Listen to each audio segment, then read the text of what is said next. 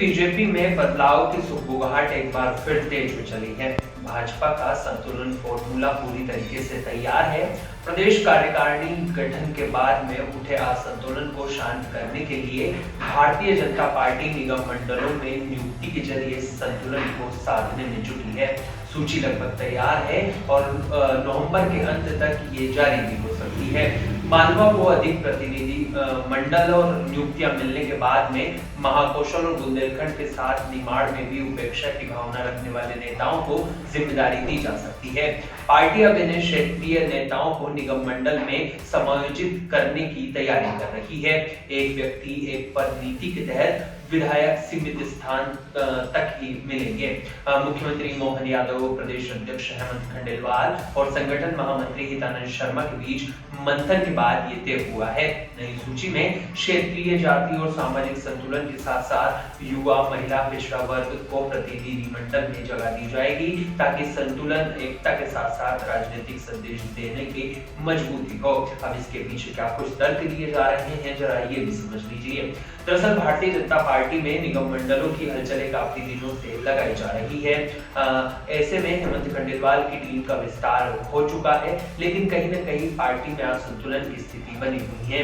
नेता लगातार राजधानी भोपाल का प्रवास कर रहे हैं और हेमंत खंडेलवाल समेत भारतीय जनता पार्टी के कई दिग्गज नेताओं से अपने मन की बात बताते हुए नजर आ रहे हैं।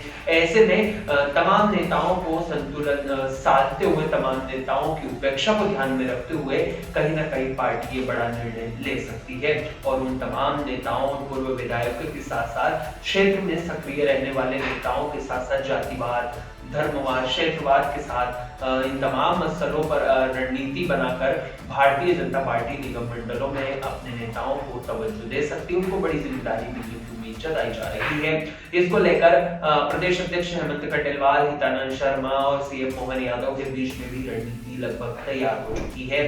अब ये जो सूची है ये दिल्ली से फाइनल होगी। इस पर दिल्ली दरबार भी मंथन करता हुआ नजर आएगा। दरअसल मध्य प्रदेश भारतीय जनता पार्टी की एक प्रयोगशाला रहा है। ऐसे में अगर कोई नवाचार होता है तो सबसे पहले भारतीय जनता पार्टी मध्य प्रदेश से करती है, क्योंकि हिंदी बेल्ट में संघ और भारतीय जनता पार्टी का गढ़ मध्य प्रदेश माना जाता है। ऐसे में कहीं न कहीं अगर निगम मंडल में नवाचार होता है तो भारतीय जनता पार्टी मध्य प्रदेश से करने वाली है।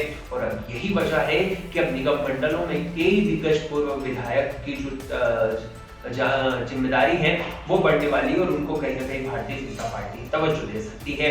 अब देखना होगा कि आने वाले दिनों में निगम मंडल में किन किन नेताओं का नाम होता है, लेकिन कहीं ना कहीं संतुलन को साधकर ये नया फॉर्मूला भारतीय जनता पार्टी ने तैयार करने की जो रणनीति है वो शुरू कर दी है।